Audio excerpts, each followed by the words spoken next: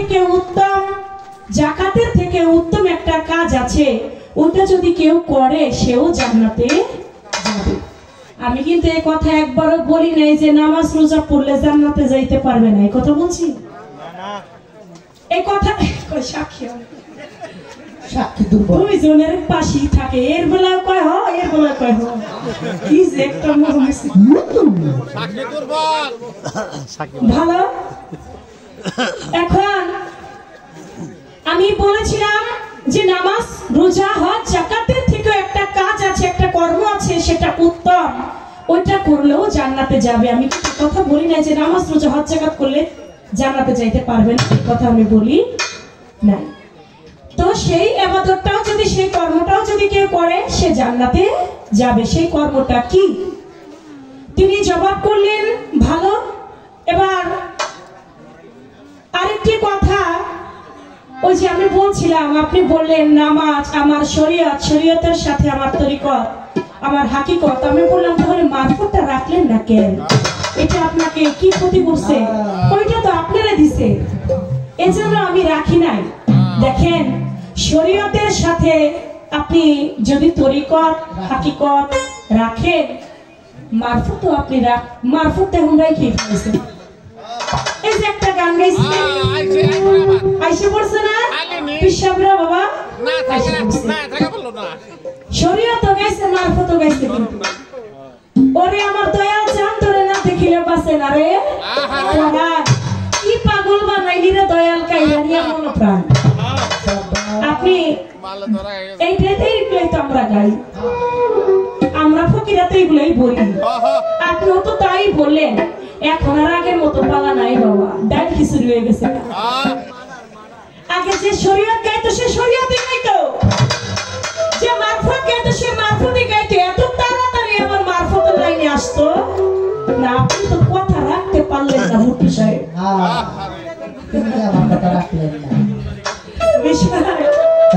বিষয় হয়ে গেছে। ওই যে স্বামী দুইজন বন্ধু রাস্তা দিয়া যায়, তো রাস্তা দিয়ে যাচ্ছে। এখন এক বন্ধু আর এক বন্ধুরে কয়, বন্ধুরে কি একটা বউ বিয়ে করছি, বউতে খালি ধরে মারে। কয় কি কস? বউতে ধরে মারে, এমন বউ তো কোনোদিন দেখি নাই। হরে বন্ধু, একটু কথার একটু নড়চড় হইলেই যদি কোনো বন্ধুর বাড়িতে এক রাত কাটাইছি, কয় এই রাত তুমি কাল গেছিল, এই উল্টা পাল্টা কথা কয় ধরে আমার মায়ের শুরু।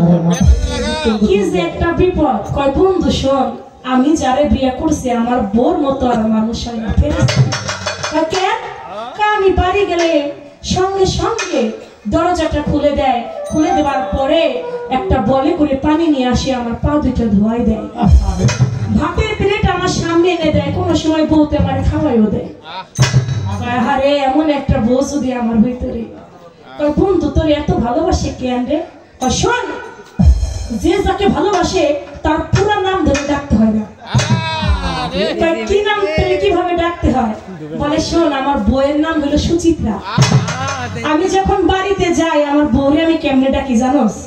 কেমনে? কয় সুচি,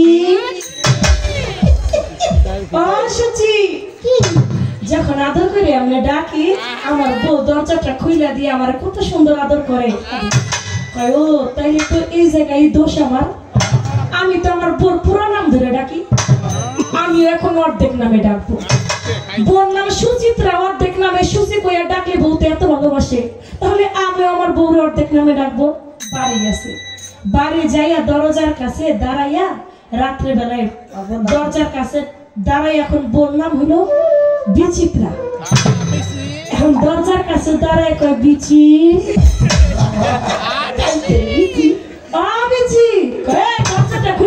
কোন জায়গার বিচি রে? তুই আমার আবার বিচি হইছে কবে? তুই আমার বিচি বিচি করতেছিস।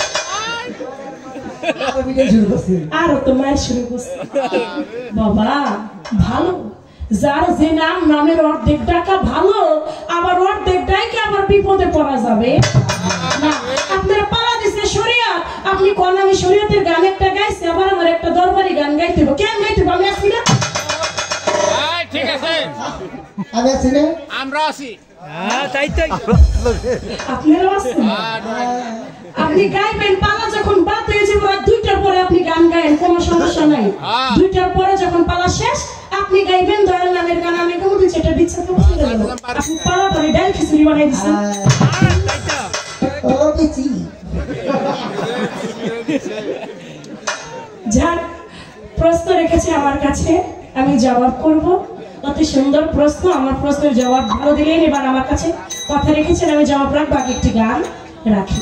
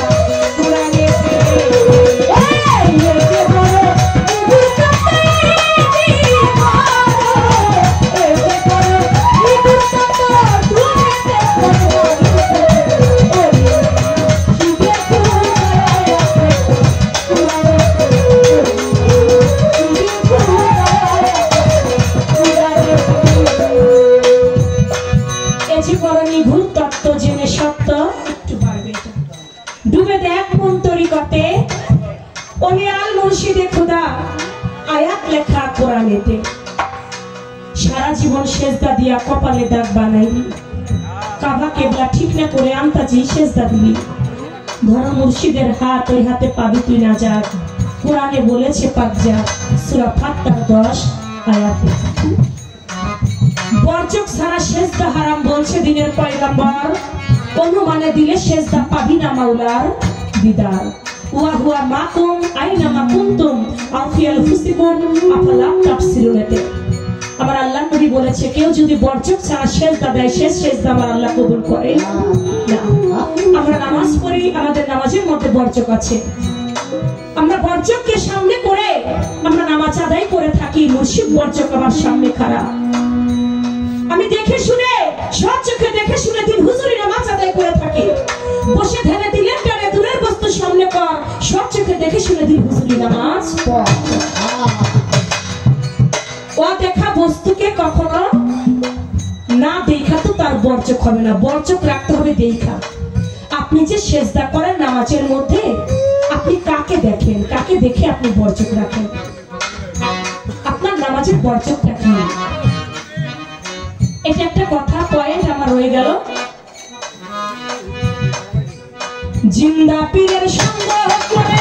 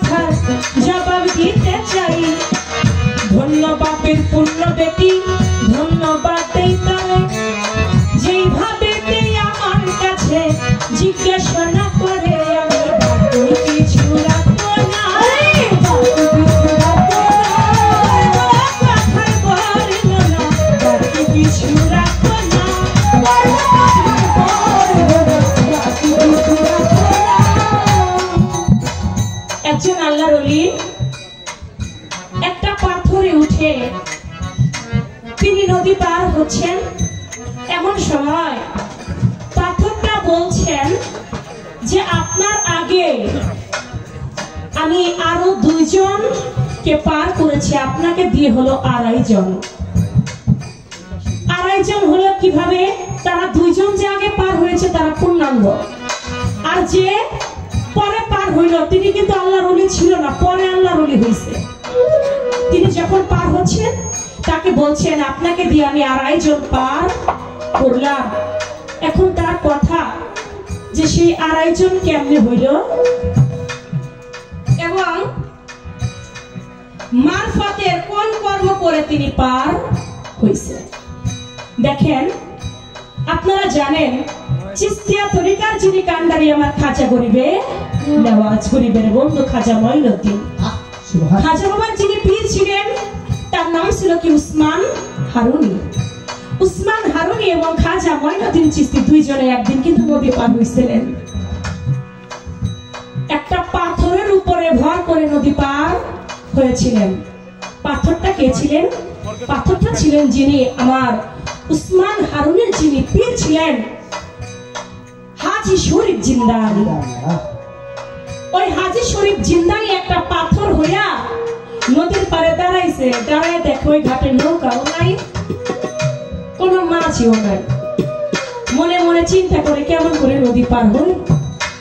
তারা এর আগেও কিন্তু আরেকবার নদী পার হয়েছিল, শুধু বিসমিল্লাহ বলে পার হয়ে গিয়েছিল। তাদের মুখ শক্ত, মুখ দিয়ে যা বলে তাই হইয়া যায়।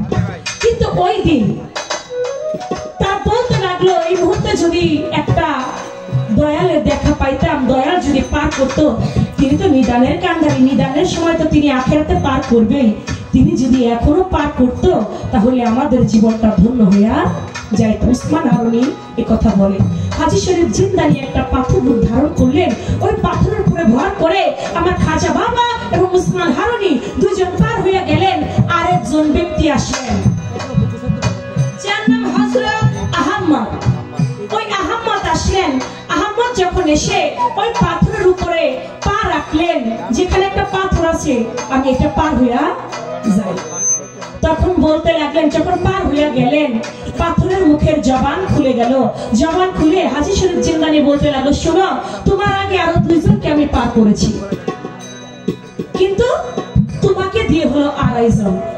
এখন উনি চিন্তা করে আমাকে দিয়ে 2.5 জন, তাহলে আমি অর্ধেক মানুষ, আমি অর্ধেক মানুষ কেমনে? তখন হাজী শরীফ জিন্দানি ওই পাথরকে বলতে লাগে, আমার আগে 2 জন যে পার হয়েছে তারা পূর্ণাঙ্গ, আমি অর্ধেক কেমনে হইলাম? আমার হাত পা আপাতত মস্তক সবকিছুই তো আছে, তাহলে আমাকে আপনি অর্ধেক বলছেন যে? বলে, শুনো, দুনিয়াতে যার পীর নাই তার শির নাই, যার পীর নাই তার শির নাই। এর জন্য তুমি পূর্ণাঙ্গ না, তুমি পূর্ণাঙ্গ তখনই হবে তুমি যখন একজন কামেল মোকামেল মুর্শিদের কাছে যাবে। তখন তিনি কি করলো, যে আমি কার কাছে বায়াত গ্রহণ করব? তখন ওই যে খাজা মঈনুদ্দিন এবং উসমান হারুনি দুজনে বসে আছে। তখন আমার খাজা বাবার হাতে হাত রেখে হাজী হযরত আহমদ তিনি মুরিদ হয়ে গেল। যখন মুরিদ হয়ে গেল তখন বলতে লাগলো, এখন থেকে তুমি পূর্ণাঙ্গ মানুষ হইয়া। এই ছিল তার বিষয়টা। এটা খাজা মোর জীবনী থেকে এই বিষয়টা পাওয়া যায়। এবার আপনার কাছে আমার একটি কথা থাকবে, বেশি কথার দিকে আমি যাব না। একটা আপনি বলবেন, আমার দয়াল নবী হুজুরে পাক সাল্লাল্লাহু আলাইহি ওয়াসাল্লাম তিনি একদিন তার হাতে একটা তলোয়ার ছিল, ওই তলোয়ারটা একজন সাহাবার পায়ের নিচে রেখে দিলেন। পায়ের নিচে রাইখা বলে, আমার পিতা মাতা তোমার চরণে কুরবান হয়ে যাক। এর আগে যত মানুষ আমার নবীর সাথে, আমার দয়াল নবীর সাথে দেখা করতেন, তারা সবাই বলতেন, ইয়া রাসূলুল্লাহ, আমার পিতা মাতা আপনার চরণে কুরবান হোক। মদিনায়, মক্কা মদিনায় যত মানুষ আমার নবীর সাথে দেখা করতেন, দেখা করলেই বলতেন, ইয়া রাসূলুল্লাহ, আমার বাবা মা আপনার চরণে কুরবান হয়ে যাক। কিন্তু একদিন শুধু একজন ব্যক্তিকেই বলছিল আমার দয়াল নবী যে আমার পিতা মাতা তোমার চরণে কুরবান হোক। আপনি বলবেন, কাকে বলেছিল এই কথা? আমার পিতা মাতা তোমার চরণে কুরবান হোক, তার গুণটা ছিল কি? কোন গুণে আমার হুজুর খুশি হইয়া বললেন আমার পিতা মাতা তোমার চরণে কুরবান হয়ে যায়? এই একটা কথাই আপনার কাছে রইল, আর বেশি কথা না।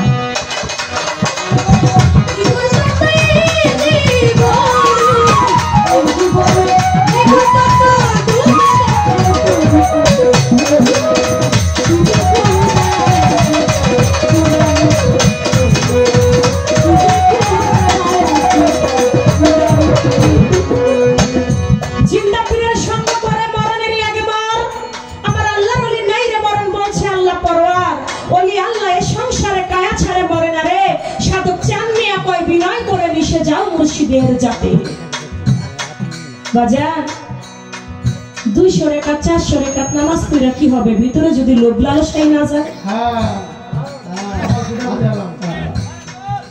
আমার ভিতরে লোভ আছে, আমার ভিতরে লালসা আছে, তাহলে আমি 200 রেখাত 400 রেখাত নামাজ পড়লাম, আমার ভিতরে জান্নাতের লোভ, তাহলে কি আমি জান্নাত পাবো?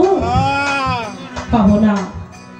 ওই যে বাদশাহ হারুন আর রশিদ প্রতি রাত্রে বেলায় কিন্তু 400 রাকাত নামাজ না পড়ে হারুন আর রশিদ ঘুমাইতো না। তিনি একদিন রাজসভার মধ্যে বসা, তার স্ত্রী যখন তার রুমে গিয়েছে, স্ত্রীর রুমে, স্ত্রী বলতেছে, স্বামী কত মানুষ দেখি তার বউ নিয়ে ঘুরে, আপনি এমন একজন বাদশাহ হইলেন, আপনি আমার নিয়ে কোনো জায়গায় ঘুরলেন না। তুমি ঘুরতে চাও? বলে হ্যাঁ। বলে কোথায় ঘুরবা? বলে স্বামী আমি বাগদাদ শহরটা একটু ঘুরে দেখতে চাই। বলে ঠিক আছে, তাহলে আমরা আজকে বিকাল বেলায় বাগদাদ শহরটা একটু ঘুরে দেখব। স্ত্রীকে নিয়ে বাগদাদ শহরটা ঘুরতেছে। ঘুরতে ঘুরতে একটা নদীর পার দিয়ে হেঁটে যাচ্ছে।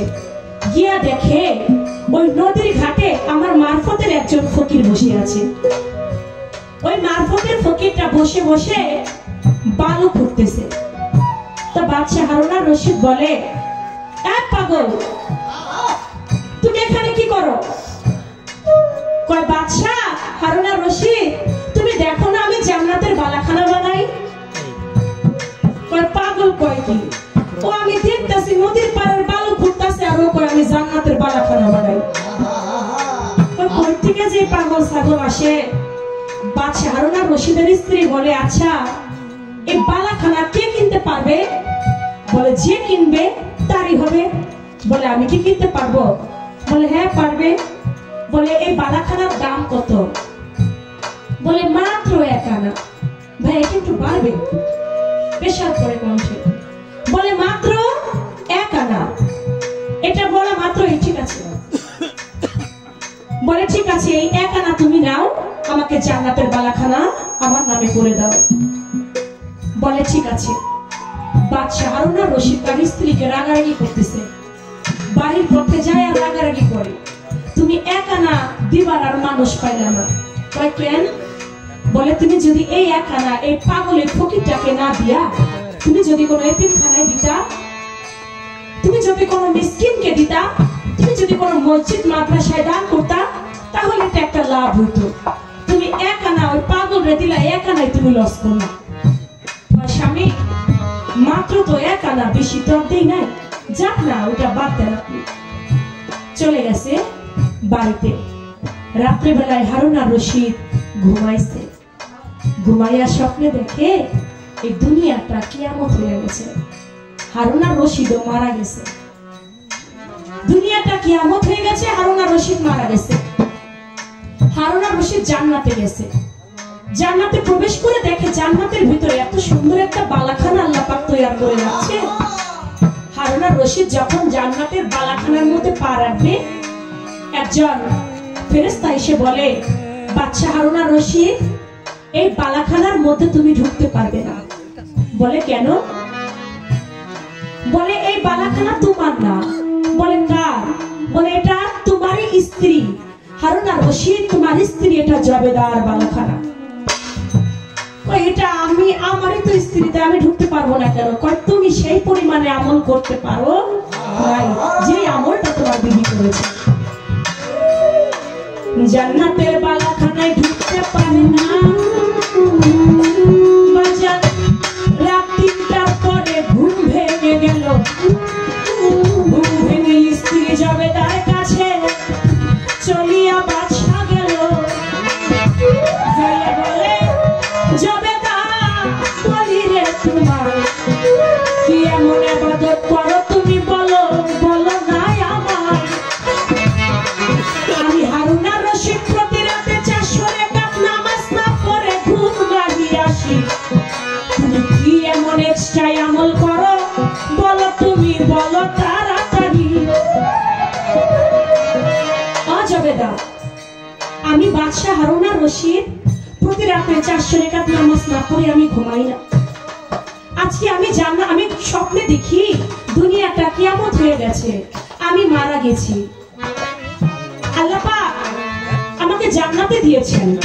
জান্নাতের ভিতরে এত সুন্দর একটা বালাখানা, ওই উপরে নাম লেখা এটা জবেদার, এটা তোমার। তাই তুমি বলতে পারো তুমি কি এমন এক্সট্রা আমল করো যার জন্য জান্নাতের বালাখানা আমার জন্য নাই, তোমার জন্য আছে?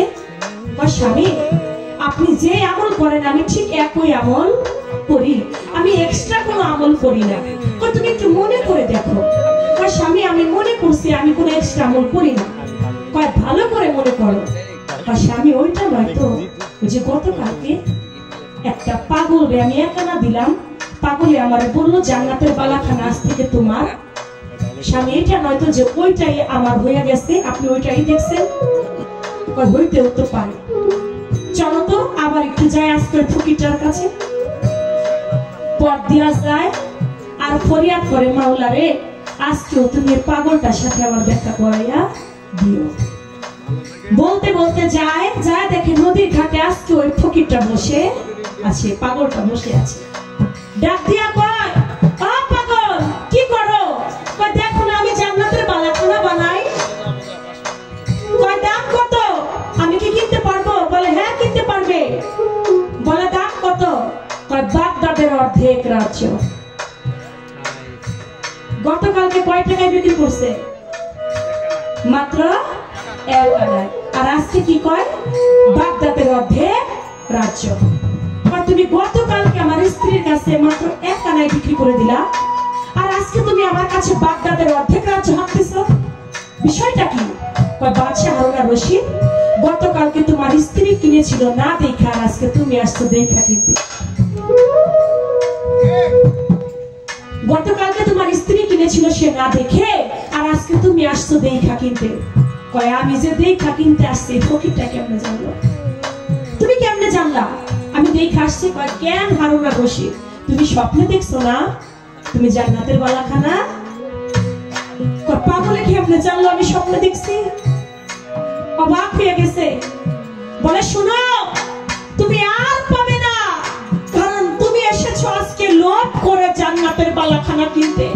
তোমার স্ত্রী পেয়েছে, তুমি সেই লোভে এসেছো, তুমি জান্নাতের বালাখানা কিনতে। লোভে কখনো জান্নাত পাওয়া যায় না। তখন বলতে লাগে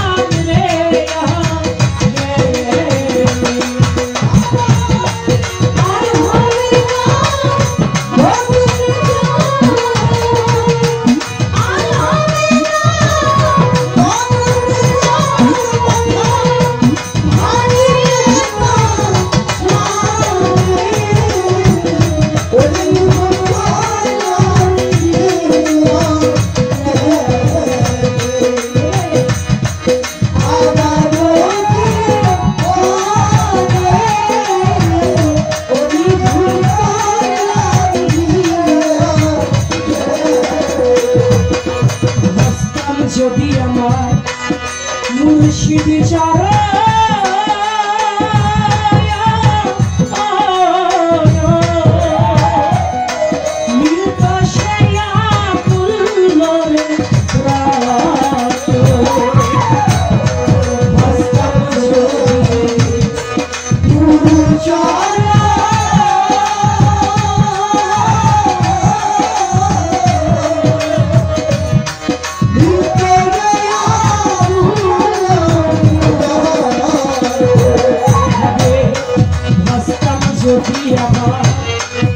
মুর্শিদি চারা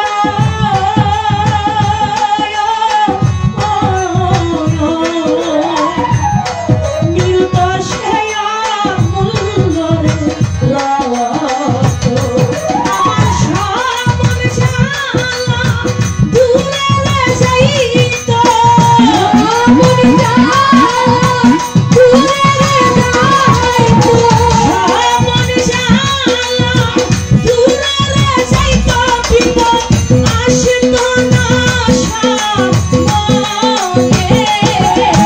আরে কি ভুল করলাম রে আমারে জীবনে কি ভুল করলাম রে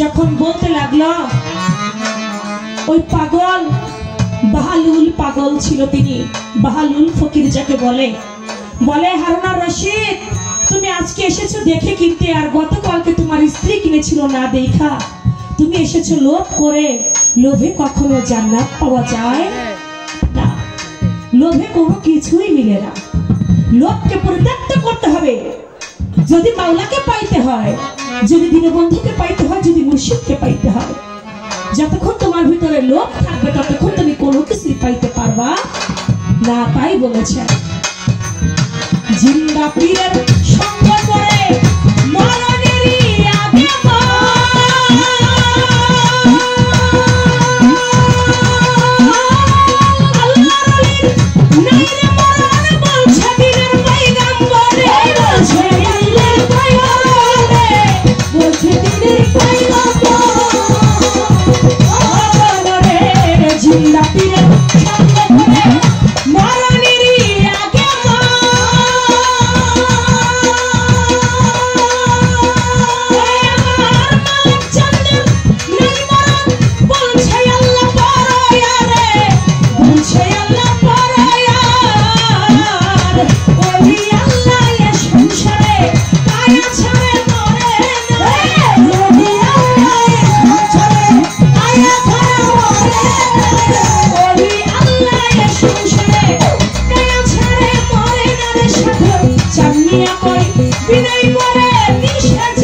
She